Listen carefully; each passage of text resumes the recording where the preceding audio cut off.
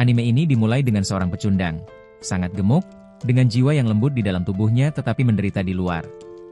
Karena itu, ia terus-menerus dirundung.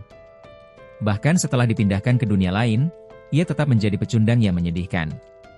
Di tengah rasa lapar yang tak henti-hentinya ia rasakan, ia mencuri buah yang membuatnya naik level seolah-olah menggunakan retasan, membuatnya sangat kuat, ramping, dan tampan, membuatnya menarik berbagai macam gadis dan makhluk.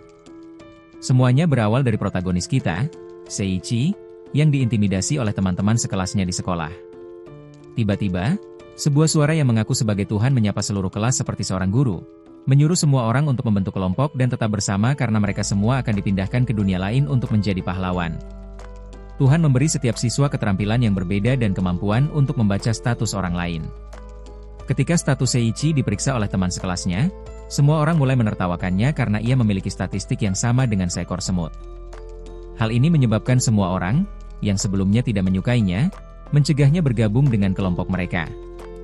Jadi, semua orang, kecuali protagonis kita, dipindahkan ke dunia lain. Ya, si gendut, kita tertinggal karena dia gendut, sangat gendut. Tuhan, menyadari bahwa Seiichi tertinggal dan melihat bahwa dia adalah orang yang tidak diinginkan dan pecundang sejati, memutuskan untuk memberinya kemampuan ekstra istimewa. Alih-alih membiarkannya menjalani kehidupan normalnya yang menyedihkan dan tertekan, Tuhan mengirimnya sendirian ke dunia lain. Tidak seperti semua temannya, protagonis kita berakhir di hutan. Entahlah, apakah Tuhan menolongnya atau memanjakannya. Setelah menghabiskan 5 hari di hutan itu, rasa lapar Seiichi semakin menjadi-jadi. Ia jelas bertahan hidup hanya karena lemak tubuhnya, tetapi itu tidak menghentikan rasa laparnya. Di tengah keputusasaan, ia mencoba memakan seekor cacing yang dilihatnya merayap di tanah. Namun, sebelum pahlawan gemuk kita berhasil menangkap cacing itu, sesuatu melompat keluar dari semak-semak dan menginjaknya. Sambil berbaring di lantai, Seiichi melihat sebuah buah dan langsung mengambilnya. Ia mengevaluasinya menggunakan keahliannya dan menemukan bahwa buah itu disebut buah evolusi, tetapi ia tidak memiliki informasi lain tentangnya.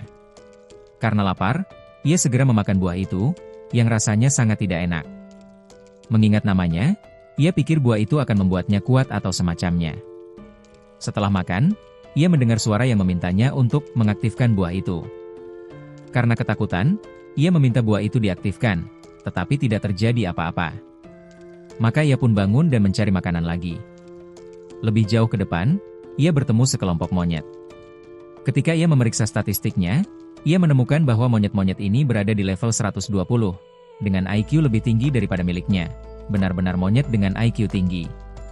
Tanpa tahu harus berbuat apa dan lapar, protagonis kita ingin memakan jamur yang ia temukan, tetapi ia tidak memiliki cukup informasi tentang apa fungsi jamur itu. Namun, si idiot itu tetap memakannya. Seketika, ia jatuh ke tanah dengan penuh rasa sakit, mewakili seluruh populasi si gemuk. Saat hampir mati, ia memutuskan untuk mati sambil makan, menjadi pahlawan bagi semua orang gemuk. Maka ia pun memakan sisa buah evolusi yang dimilikinya.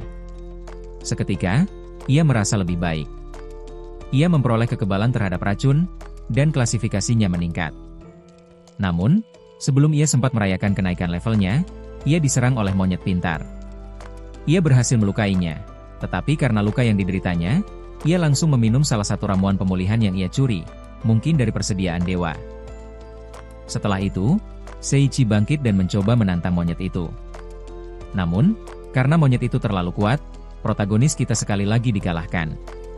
Untungnya, sebelum monyet itu sempat memakannya, ia mencium bau busuk di bawah lengan sang pahlawan dan akhirnya mati. Ya, protagonis kita memiliki kemampuan yang tidak diberikan dewa, bau badannya, yang bahkan mampu membunuh seekor binatang. Setelah mati, monyet itu berubah menjadi benda-benda. Dengan mengumpulkan benda-benda ini, Seiichi memperoleh keterampilan baru. Di antara benda-benda itu terdapat sebuah buku tentang monyet pintar, dan Seiichi terkejut karena bisa membaca teksnya. Saat itulah ia menyadari bahwa keterampilan khusus yang diberikan Tuhan kepadanya sebenarnya adalah kemampuan untuk memahami membaca segala sesuatu dengan sempurna, pemahaman lengkap. Tiba-tiba, sebuah suara memberitahunya bahwa evolusi telah dimulai. Seiichi tidak tahu apa yang sedang terjadi, ia hanya mulai merasakan sakit yang luar biasa. Ketika rasa sakitnya mereda, ia bangun dan menyadari bahwa ia tidak lagi gemuk dan statistiknya telah meningkat pesat. Tak lama kemudian, Ia menyadari bahwa evolusinya belum selesai dan ia masih akan merasakan sakit yang sama setidaknya 9 kali. Lebih parahnya lagi, bahkan setelah membunuh monyet level 120, ia masih berada di level 1. 5 bulan berlalu bersama protagonis kita di hutan. Sejak itu, ia berhasil menggunakan pengetahuan yang ia peroleh dari monyet pintar untuk bertahan hidup, bahkan mengalahkan Aqua Slime, atau monster serupa, level 311 dan memperoleh keterampilan baru. Kalau kalian tertarik dengan rekap anime ini, bolehkah kalian luangkan waktu sebentar untuk like dan subscribe? Terima kasih. Selain kolam roh air yang legendaris.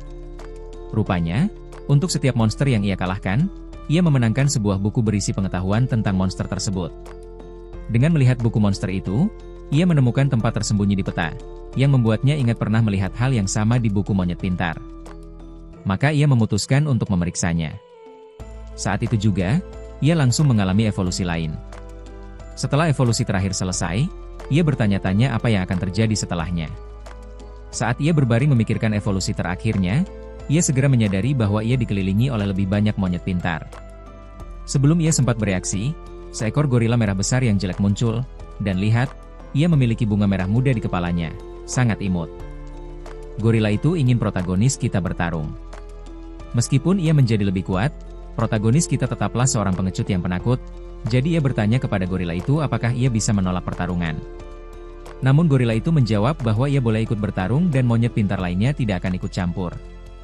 Meski begitu, Seiichi takut akan keselamatannya. Lagi pula, gorila ini sudah berada di level 700. Parahnya lagi, gorila itu sudah melancarkan pukulan.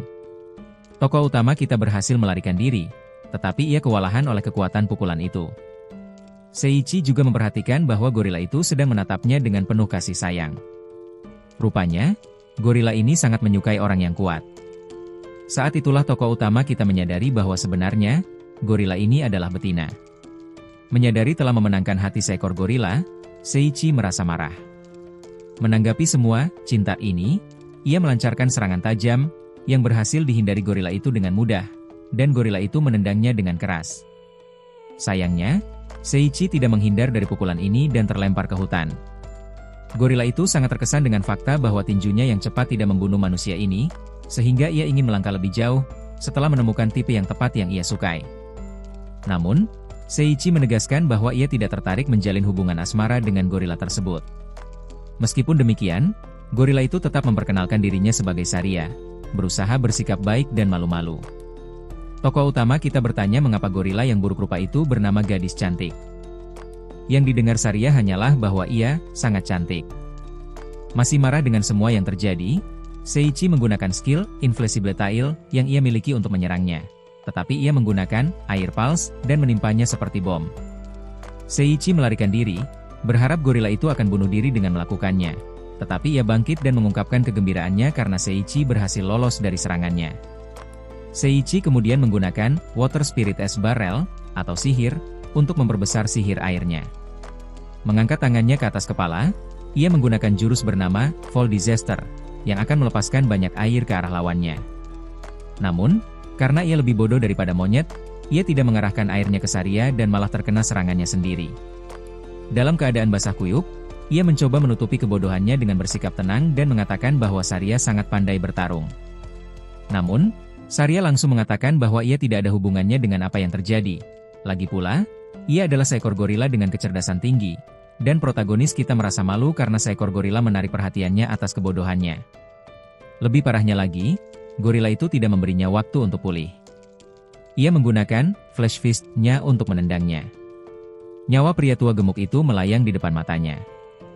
Sebagai upaya terakhir, ia melepaskan keahliannya yang disebut Bau Kuat, atau Bau Dewa Kematian. Namun, alih-alih membunuhnya seperti yang terjadi pada monyet lainnya, Saria justru menyatakan cintanya dan memintanya untuk menikahinya. Di rumah Saria, Seiichi menuntut agar Saria melepaskannya, tetapi Saria mengatakan bahwa Seiichi adalah suaminya dan harus tinggal bersamanya. Sebagai tanggapan, Seiichi mengatakan bahwa ia adalah gorila dan Seiichi adalah manusia, jadi mustahil mereka bisa menikah. Alih-alih menjawab, gorila itu malah menyuruhnya makan. Ketika ia menggigitnya, ia terkejut dengan makanan yang lezat. Selain makanan, Saria mengungkapkan bahwa ia telah membuatkan baju baru untuknya. Melihat semua ini terjadi di depan matanya, Seiichi hampir gila. Bagaimanapun juga, gorila adalah istri yang hebat. Masih diliputi keraguan, ia bertanya bagaimana ia bisa berbicara. Ia bercerita bahwa ia menemukan beberapa buku di dalam gua dan membacanya. Ia menunjukkan buku-buku itu kepadanya, dan dengan membacanya, ia langsung memperoleh keterampilan, berkat kemampuan pemahamannya. Sambil menonton Saria memancing, Seiichi merencanakan pelariannya.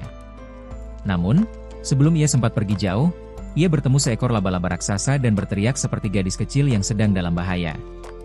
Saria segera datang menyelamatkannya dan memukul laba-laba itu, membuatnya terbang ke langit. Ia bertanya kepada protagonis kita, yang cukup terguncang dengan semua ini, apakah ia baik-baik saja. Protagonis kita tidak lagi takut pada gorila itu. Ia bahkan menganggap dirinya bodoh karena menilai gorila dari penampilannya. Ya, pria itu mulai ditaklukkan oleh gorila itu. Sambil makan, Saria memberitahu Seiichi bahwa ia dan monyet pintar akan pergi mencari buah evolusi. Saria bertanya apakah Seiichi tahu persis buah itu, dan Seiichi menjawab tidak, meskipun ia telah mencuri beberapa buah yang sebelumnya ia kumpulkan. Maka Saria berkata jika ia memakan 10 buah ini, ia akan menjadi sangat kuat. Namun, jika memakan 11 buah, ia akan mati.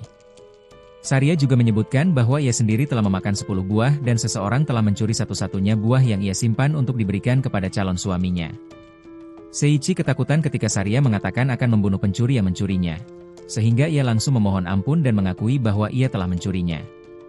Saria memaafkannya, tetapi mengatakan bahwa karena ia telah memakannya, mereka harus menikah.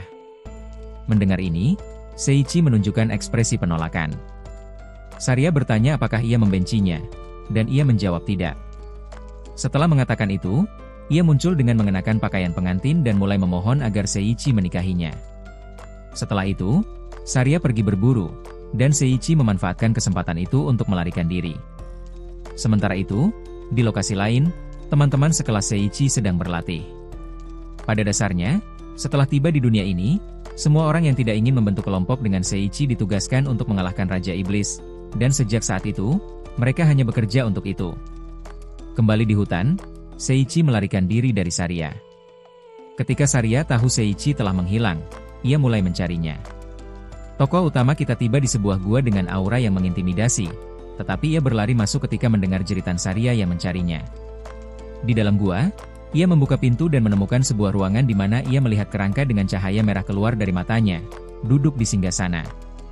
Ketika kerangka itu melihatnya, ia terkesan karena ia berhasil mencapai kamarnya dan yakin bahwa protagonis kita cukup kuat untuk melakukannya. Di sisi lain, Seiichi menganggap kerangka ini berbahaya dan memutuskan untuk memeriksa statistiknya. Ia pun menyadari bahwa kerangka ini adalah pangeran kegelapan Xehanort dan ia berada di level 1. Meskipun menyebut dirinya menakutkan, Seiichi akhirnya merasa lega. Lagi pula, jika musuh berada di level 1, ia bisa menghadapinya. Namun, kerangka itu menyuruhnya untuk melihat lagi. Ketika Seiichi melihatnya, ia segera menyadari bahwa makhluk di depannya sebenarnya berada di level 1500. Setelah menunjukkan kekuatannya yang sebenarnya, Xehanort memberitahu protagonis kita bahwa ia mengira orang pertama yang memasuki kamarnya adalah orang yang sangat kuat, tetapi yang muncul justru seorang pecundang dengan bau busuk. Xehanort mencoba menusuk Seiichi, tetapi Saria melompat menghalangi dan tertusuk di tempatnya. Melihat gorila itu jatuh, Seiichi memanggil namanya, yang membuatnya sangat senang dipanggil dengan benar untuk pertama kalinya sejak mereka bertemu. Seiichi mencoba memberinya ramuan pemulihan, tetapi Seiichi bilang tidak ada gunanya karena ia sudah sekarat. Ia menjelaskan bahwa ia hanya bisa berbicara karena sebuah kemampuan yang membuatnya tetap aktif untuk sementara waktu setelah terkena luka fatal. Seiichi memanfaatkan saat-saat terakhir gorila itu untuk meminta maaf atas perlakuannya, tetapi ia mengatakan kepadanya untuk tidak khawatir dan memintanya untuk tersenyum sebagai permintaan terakhirnya. Sementara itu, Xehanort menyaksikan perpisahan mereka tanpa emosi dan menganggap semua itu konyol. Dalam luapan amarah, Seiichi memerintahkannya untuk tutup mulut karena ia tidak memahami cinta sejati antara manusia dan gorila. Kini, tanpa tempat untuk lari dan dipenuhi amarah, protagonis kita akhirnya memutuskan untuk menghadapi seseorang secara nyata alih-alih berpikir untuk lari. Ia menyerang musuh, yang dengan mudah menangkis serangannya. Saat ia menyerang, Seiichi menceritakan betapa hebatnya Saria sebagai seorang istri. Musuh terkejut dengan perasaan Seiichi dan bertanya apakah ia benar-benar memiliki perasaan terhadap seekor gorila. Seiichi menyatakan bahwa ia mencintai Saria.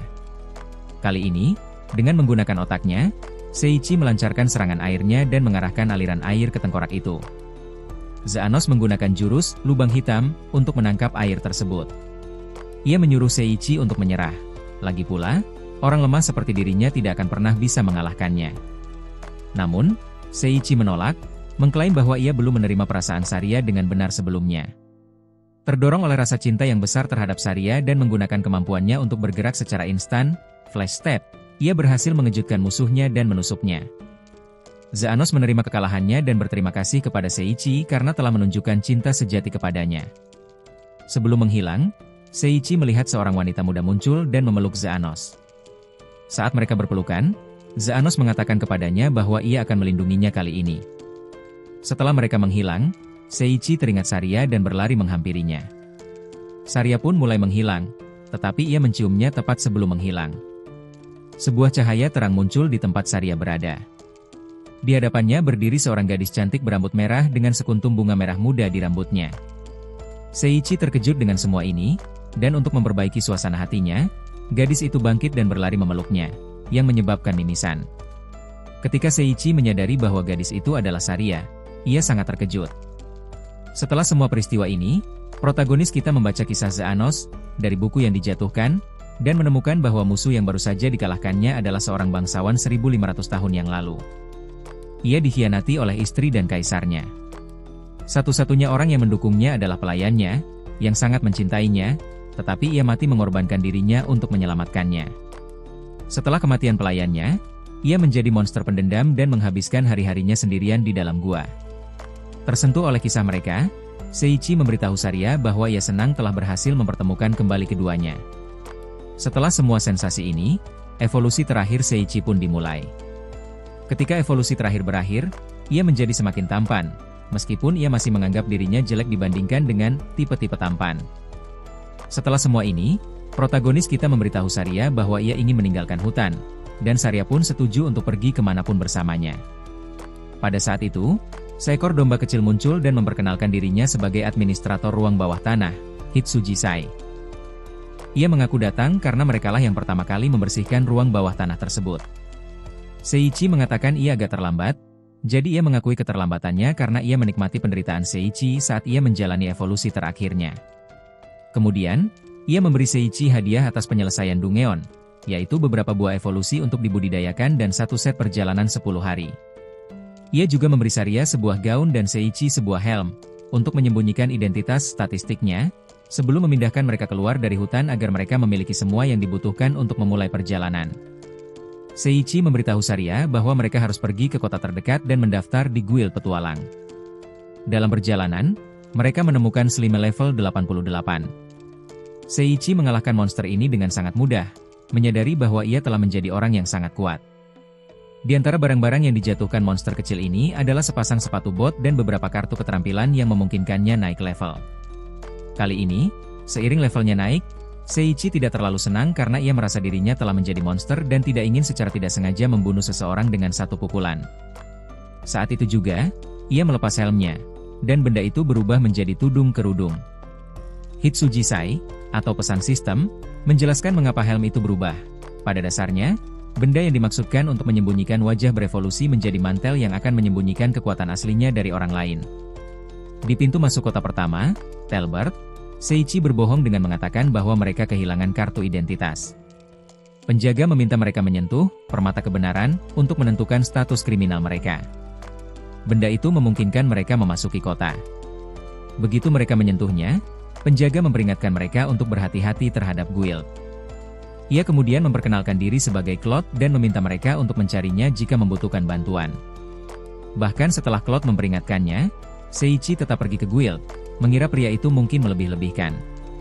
Namun begitu membuka pintu, ia melihat pemandangan yang tampak seperti set film dewasa. Ia langsung menutup pintu karena tak percaya dengan apa yang baru saja dilihatnya. Ketika ia membukanya lagi, kali ini seorang perempuan sedang menuangkan lilin ke tubuh seorang laki-laki. Melihat sekeliling, ia melihat lebih banyak orang aneh, kebanyakan bertema BDSM, dan menyadari bahwa tempat itu aneh. Ia segera memberitahu Saria bahwa mereka harus pergi. Namun, sebelum mereka sempat pergi, mereka dihentikan oleh ketua serikat, yang hampir tak mengenakan apa-apa. Ia memperkenalkan diri sebagai Gasly Crowd dan, dalam pikiran berikutnya, tampak seperti orang bodoh yang hanya ingin memamerkan otot-ototnya. Pria itu kemudian memamerkan otot-ototnya di depan wajah mereka dan dengan strategis mendorong mereka masuk ke dalam gedung.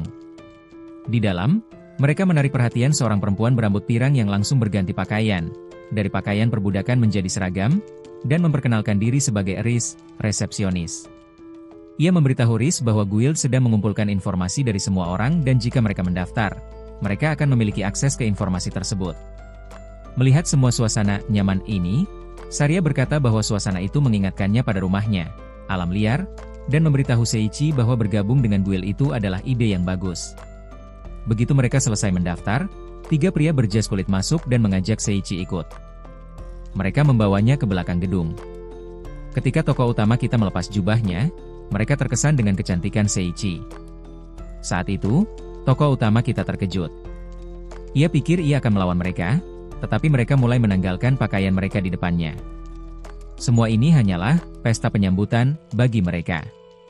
Mereka tidak ingin bertarung, mereka menginginkan sesuatu yang lain. Jadi ia melarikan diri untuk melindungi keperawanannya, tetapi mereka mengejarnya. Mereka mencoba meyakinkannya bahwa ia akan menikmati pengalaman itu, tetapi ia tidak mendengarkan dan berlari lebih cepat. Setelah itu, Seiichi berhasil kembali ke lobi guild. Gasly mengatakan ia terkejut bisa kembali hidup-hidup. Ia mengatakan bahwa Seiichi adalah orang pertama yang kembali dari mereka.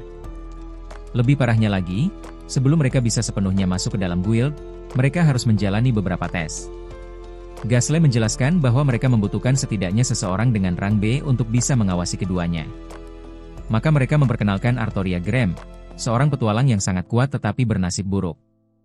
Karena Seiichi terfokus pada dada besarnya, plot, ia tidak mendengar sepatah kata pun dari apa yang dikatakannya, sehingga Saria harus menarik perhatiannya.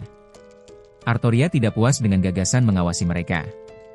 Ketika ia mengeluh, Gasly mengatakan kepadanya bahwa Seiichi selamat dari orang-orang berotot itu, jadi ia bisa selamat darinya. Mendengar ini, ia akhirnya menerima dan meminta maaf atas perilaku kasarnya. Jadi, ketika mereka akan mengikuti tes pertama, Artoria memberitahu mereka bahwa mereka akan memulai dengan pekerjaan sederhana. Tugas pertama yang harus mereka lakukan adalah membantu di panti asuhan, dan Saria menawarkan diri untuk melakukannya. Dalam perjalanan menuju pekerjaan kedua, Artoria menolong seorang anak yang terluka. Saat ia sedang merawat kakinya yang terluka, tali yang mengikat beberapa papan kayu terlepas di atas mereka. Seiichi mencoba meraihnya, tetapi papan-papan itu jatuh. Semakin dekat, ia melihat Artoria berhasil melelehkan menghancurkan benda itu menggunakan kemampuan bertahan, atau kutukan, miliknya. Misi kedua adalah merobohkan sebuah bangunan. Terima kasih telah menonton sampai titik ini. Ini belum akhir. Untuk kelanjutannya silakan like dan subscribe dan nantikan. Kami punya video lainnya untuk Anda. Silakan klik video sebelah kiri atau kanan dan nikmati.